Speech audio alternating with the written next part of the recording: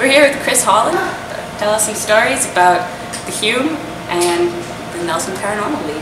Nelson Paranormal League, yes, very excited to sit down with you because we were just having a little preamble about beliefs and stuff like that. And the biggest thing about the Nelson Paranormal League, let's start off with that, is that it's about exploring. Basically we're a bunch of enthusiasts that get together when we hear about stories of places of interest. And what we'll do is we'll bring out devices and different people with different talents to do an investigation on something that they can call it, some people call it haunted, but I like to call it paranormal, an unanswerable question. And we're sitting right now in, where are we sitting? In the Hume basement. In the basement, Spirit bar. in the Spirit Bar. Do you know the significance of the Spirit Bar, Jay? I don't. Well, the Spirit Bar, the significance of the Spirit Bar was that back in 2004, we did an investigation in the Hume Hotel. And in our investigation, we actually caught what was a Class A EVP, which is a Class A electric voice phenomena, that told us something very interesting. It said, careful. Now, in all the things, this was our big first investigation. And what we did, we got it on tape here too, and I gave you a copy of it, and we called it the Hume, a docudrama where we caught this on tape.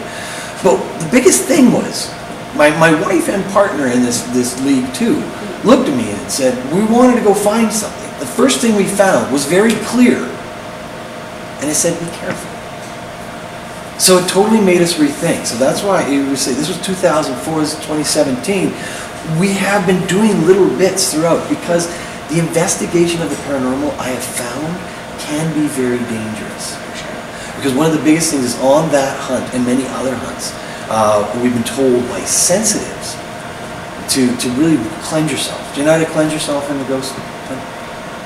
Yeah, would you like to explain that? Would I explain? Yeah. Have a shower, everybody. Because basically, this is the biggest thing, is when you're doing any kind of ghost, paranormal, Ouija boarding, whatever it is that you're doing, because you're bringing your belief, you're bringing a sense of energy into trying to talk to the paranormal. Well, that means that sometimes you might get stuff on you, energy on you. When we finished doing the hunt here, the two of us that were in the basement that found the sound, we didn't find it until post later in editing that we found this, and then we actually took a look at all the cameras and our recording devices, triangulated it into the middle of the basement there. And the thing was, we got so excited about after the ghost hunt, that we didn't do the proper, and I want to call it a ritualistic cleansing, which is basically washing and just taking water, and because water contains magnetic, organic properties, there's all these different theories, crystalline formations, but you can just wash the energy off you. We didn't. For 3 weeks after this event, we got strangely ill. The camera guy who did take care of himself, nothing.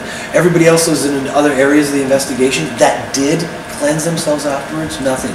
But my friend Kevin and myself in the movie here, we got very weirdly ill. Now, I mention it because when we came back to do another hunt, hearing all this, all of a sudden I get that strange feeling in the back of my throat like I did before.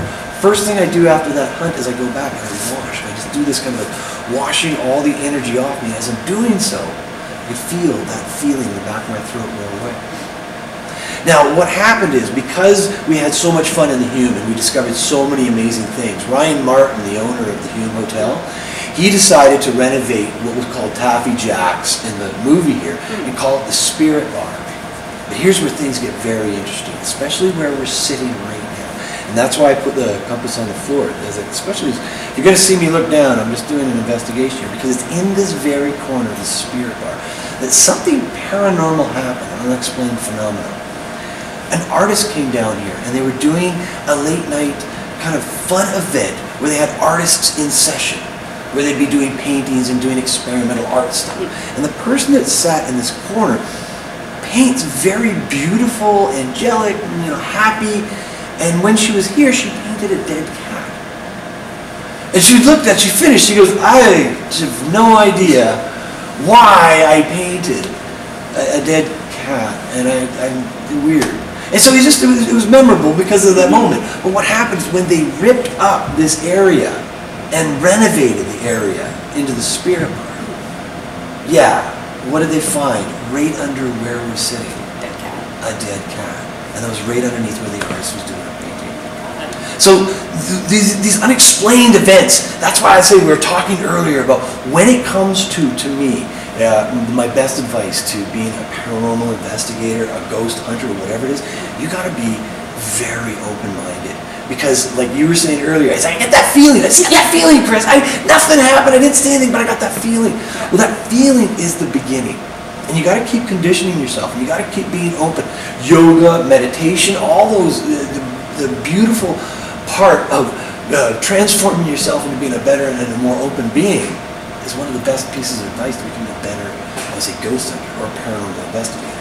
Because you find yourself being way more open and receiving what is going on out there.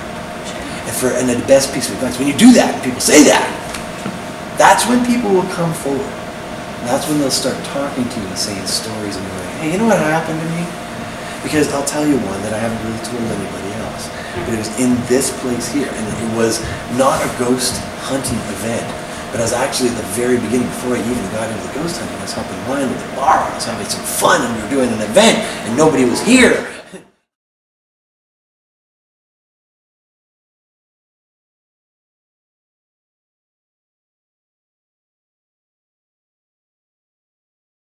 As the story goes, many stories over the years of what's gone on here, but it wasn't until recent, and I witnessed it, that recent owners, most recent owners, the Redfish Grill, when they owned it, there was always constant reports of things going on, stuff being thrown around. Even Amanda's, the restaurant before that, the people have come forward to tell me that they even felt spiritual presence.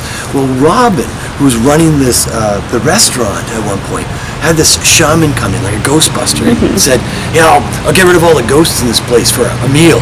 She's like, yeah, gotta have at her. Like 45 minutes later, the guy comes up and he's white, and he's sweating, and he's just like, because you've got two benevolent female spirits and one malevolent male spirit. And he said, he goes, if you mess with this place, the guy's gonna burn it down. You're lucky right now the two women spirits are protecting it.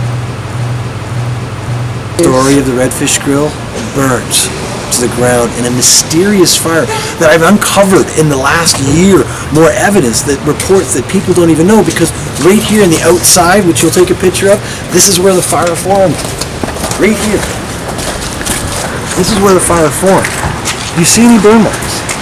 And in fact, what happened is the chef that talked to me, that the fire formed here and burst right into the building, he said he was coming out. He took a look out. He couldn't see anything. He felt this big ball of heat. He saw this wave of heat go through the kitchen, and his first reaction was, run! And he ran, and everybody ran.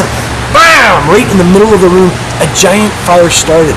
It goes on that one of the firemen who were on the case said to me, he goes, afterwards, Chris, it was even very weird, because we thought the entire fire was out, and everything was going to be okay, but we decided to do one last look.